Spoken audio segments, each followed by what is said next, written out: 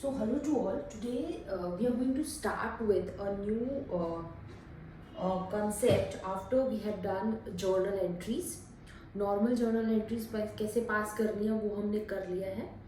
Next हमने अभी तक किया था when there is only one account we are putting on debit side and one account on the credit side. Now I am going to start with a new point or concept, that is compound journal entry. Now what you mean by compound journal entry? It is not only going to happen कि आप एक account को debit या एक account को credit करेंगे. Sometimes क्या हो जाएगा कि आप एक से ज़्यादा अकाउंट को डेबिट कर रहे हैं या एक से ज़्यादा अकाउंट को क्रेडिट कर रहे हैं या दोनों कर रहे हैं. डेबिट पे भी ज़्यादा अकाउंट आ रहे हैं एक से और क्रेडिट पे भी एक से ज़्यादा अकाउंट आ रहे हैं. सो एट दैट टाइम उस जर्नल एंट्री को हम कंपाउंड जर्नल एंट्री कहते हैं, जब हम एक से ज़्यादा अकाउंट डेबिट कर रहे हैं या एक से ज़्यादा अकाउंट क्रेडिट कर रहे हैं या दोनों चीज़ें कर रहे हैं. अब ये चीज़ कैसे हो सकती है, how it is going to be possible. बहुत सारी जर्नल एंट्रीज रहेंगी जिनमें ये होगा कि आपके दो अकाउंट डेबिट या क्रेडिट या दोनों चीज़ें होने वाली हैं. But mainly what sometimes going to happen कि एक ही अकाउंट, नेचर ऑफ अकाउंट है और एक ही डेट से रिलेटेड उस अकाउंट में बहुत सारी एंट्रीज हो रही हैं. फॉर एग्जाम्पल एक मैं आपको एंट्री पास करके बताती हूँ. जैसे फॉर एग्जाम्पल आपको दिया है आज की तारीख पे, आज आपका 3rd ऑफ नवंबर है. सो 3rd ऑफ नवंबर को ही व्हाट इज़ हैपनिंग, आपने स्टेशनरी की पेमेंट करी, आपने रेंट की पेमेंट करी और एक आधी चीज़ किसी और चीज़ की भी आपने पेमेंट करी, लाइक कमीशन या सैलरी, और सब ये पेमेंट करी आपने. Means paid stationery cash, paid stationery rent and salaries in form of cash.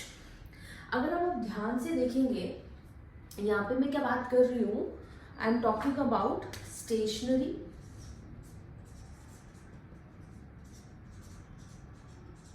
Stationery की बात करी,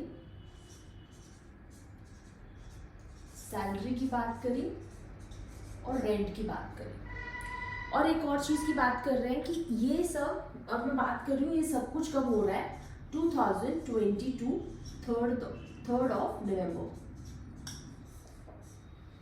आप इनको अलग अलग भी पास कर सकते हैं. कैश में जा रहा है तो क्या हुआ, और ये क्या है, पेमेंट है. स्टेशनरी भी एक्सपेंस है, सैलरी भी एक्सपेंस है और रेंट भी एक्सपेंस है. तो नॉमिनल अकाउंट क्या कहता है, debit all expenses and losses.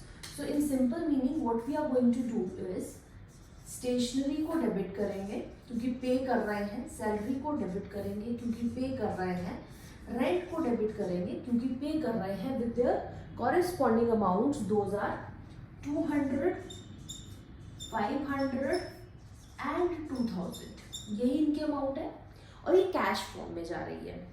अब एक तो तरीका है कि आप ये तीनों अलग अलग एंट्रीज पास करते हैं. Stationery account debit to cash, rent account debit to cash, salary account debit to cash. ये करते तो भी ठीक है. But if some particular transaction is happening और उसमें एक साइड का, मतलब या तो डेबिट होने वाला अकाउंट या क्रेडिट होने वाला अकाउंट, तीनों में चारों में सेम है, तो हम तीन एंट्रीज ना पास करके एक ही ट्रांजेक्शन पास करेंगे. और क्योंकि कैश आपके हाथ से जा रहा है तो real account what it says, credit what goes out, तो cash is going out. So to cash account credit कर देंगे विद, अब क्रेडिट कितने से होगा, अगर तो आप अलग अलग एंट्री पास करेंगे तो हो जाएगा stationery to cash 200, salary to cash 500, rent to cash 2000. But अभी एक ही एंट्री पास हो रही है तो आप इसका टोटल ले लेंगे which is going to be 2700. तो डेबिट साइड में ये अमाउंट आ गया और क्रेडिट साइड पे आपका ये वाला अमाउंट आ जाएगा. So this is going to happen in case of compound journal entry. 1 second.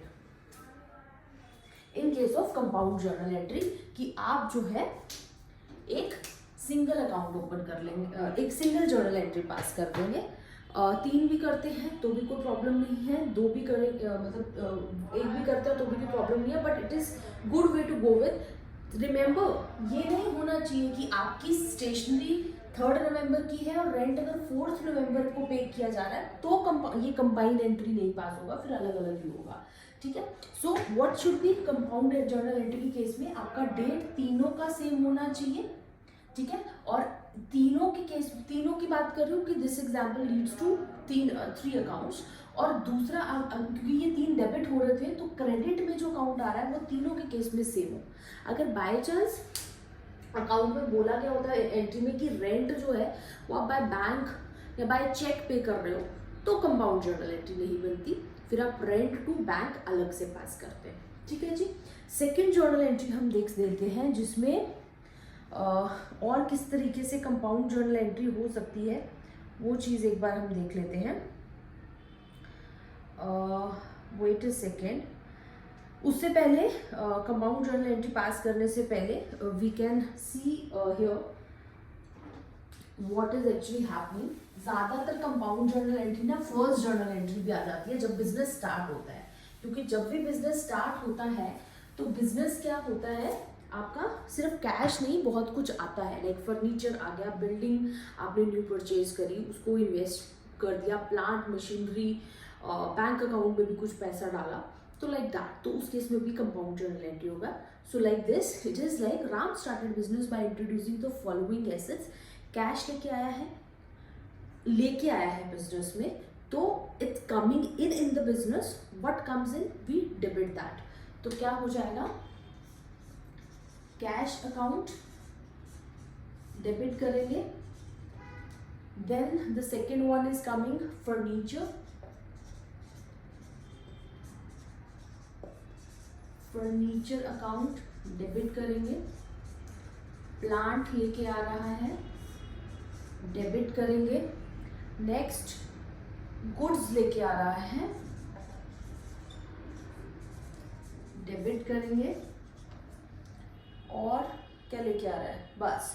So Ram is coming with these 4 things with amount cash is coming 10,000, furniture and plant 30 and goods 20 and furniture का है 20,000। तो ये आपका हो गया, these 4 things are coming in the business, तो ये debit हो गई। अब बात हो रही है कि राम ने बिजनेस स्टार्ट किया और वो ये चीजें लेके आ रहा है। सो राम क्या है यहाँ पे, गिवर, तो राम का अकाउंट क्रेडिट द गिवर, यही करते हैं, पर्सनल अकाउंट का रूल यही है, क्रेडिट गिवर को करते हैं। But as I said earlier also कि जो भी ऑनर होगा वो कुछ भी कंपनी में लेके आ रहा है तो राम का अकाउंट कभी ओपन नहीं होगा। राम का कैपिटल अकाउंट आप बोल सकते हो या कैपिटल अकाउंट में वो चीज़ें जाती है, और अगर वो कुछ निकालता है तो वो ड्राइंग्स में जाती है। तो यहाँ पे 2 राम्स कैपिटल भी कर सकते हैं या कैपिटल अकेला भी करेंगे तो भी ये एंट्री जो है बिल्कुल सही होगी आपकी। तो ये हो गया क्रेडिट, और क्रेडिट इस टोटल अमाउंट का होगा 50 एंड 30 80,000। क्रेडिट में आपके आगे मस्ट सी कि आपका ये वाला टोटल इस टोटल से बराबर होना चाहिए। अगर दोनों debit and credit are not equal to each other, दोनों साइड के टोटल इक्वल नहीं है तो आपकी कंपाउंड जर्नल एंट्री भी गलत है। ठीक है जी। So this is one another case of compound journal entry. एक आधी ट्रांजेक्शन और कर लेते हैं कंपाउंड जर्नल एंट्री की। ये तो हो गया जब हमें प्रॉपरली पता था कि ये कंपाउंड आएगी, क्योंकि एक ही डेट से रिलेटेड थे। थोड़ा डिस्काउंट वाला कर लेते हैं। जैसे नेक्स्ट वन इज राम ने अब क्या किया है, purchased goods,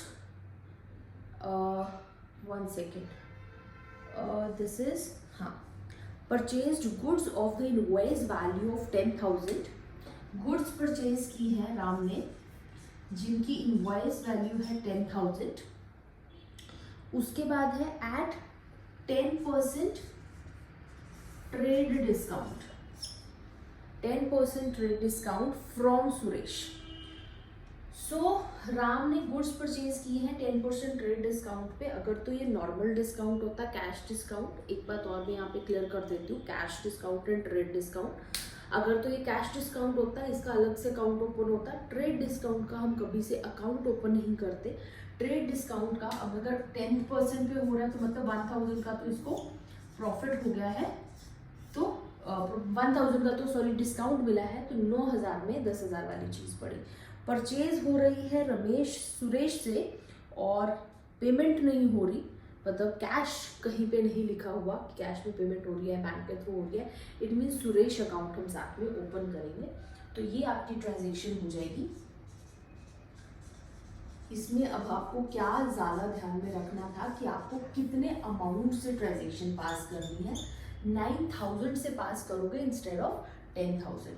purchases to Suresh account, that is your credit 9,000। ठीक है जी, ये हो गई आपकी first transaction Suresh to purchases to Suresh, and narration हो जाएगी आपका 10,000 की गुड्स है बट एट 10% ट्रेड डिस्काउंट पे आ रही है।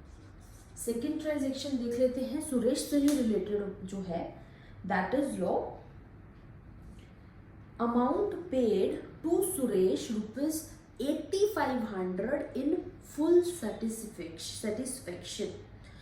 Very clearly see, full satisfaction या फुल सेटलमेंट अगर वर्ड लिखा है और यहाँ पे बात क्या हो रही है कि आपने 9,000 पहले, ये तो मैंने साथ में ही एंट्री दे दी। कई बार क्या होगा, आपको एंट्री 5-6 चीज़ों के बाद होगी, ठीक है। सो ये आपने परचेजेस करी थी जो कि गिवन है फॉर एग्जाम्पल 26 अक्टूबर को, और आपको आप पेमेंट कर रहे हैं 3 नवंबर को। तो 3 नवंबर को क्या हो रहा है, जो 9,000 की चीज़ें आपने खरीदी थी, गुड्स जो खरीदी थी, उसकी आप पेमेंट कर रहे हो 8,500, जबकि कितनी होनी चाहिए थी 9,000। सो इट सिंपली मीन्स 500 रुपया जो है इसमें से जो डिफरेंस आ रहा है 500 रुपीज़ का, that is you are getting profit kind of, और डिस्काउंट मिल रहा है, और इसको हम कैश डिस्काउंट बोलते हैं।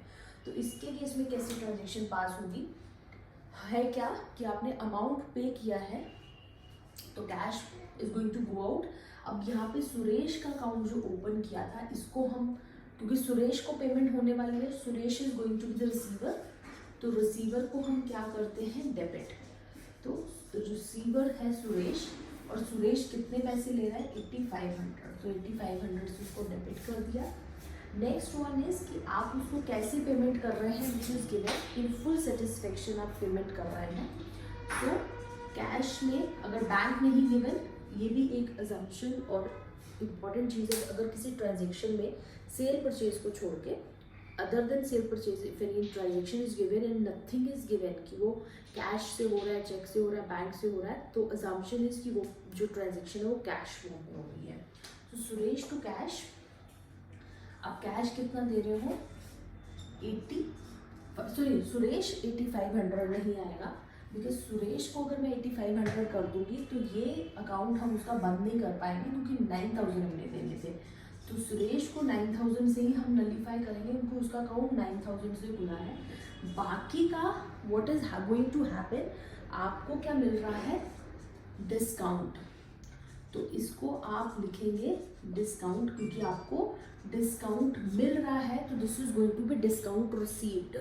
अगर आपको याद हो, क्रेडिट और इनकम्स एंड गेन्स हमने किया था, तो ये एक तरीके का आपको प्रॉफिट हो रहा है, तो this is going to be credited. अगर आप किसी को डिस्काउंट दे रहे होते तो उसको डेबिट करते हो, उसका नाम होता है डिस्काउंट अलाउड। तो ये कितने का आप दे रहे हो डिस्काउंट, आप डिस्काउंट आपको कितने का डिस्काउंट मिल रहा है, 500 का। So this is a kind of journal entry, compound journal entry also, and you can see यहाँ again the total of both the sides are same, 9,000 and 9,000. So this is going to happen in case of compound journal entry.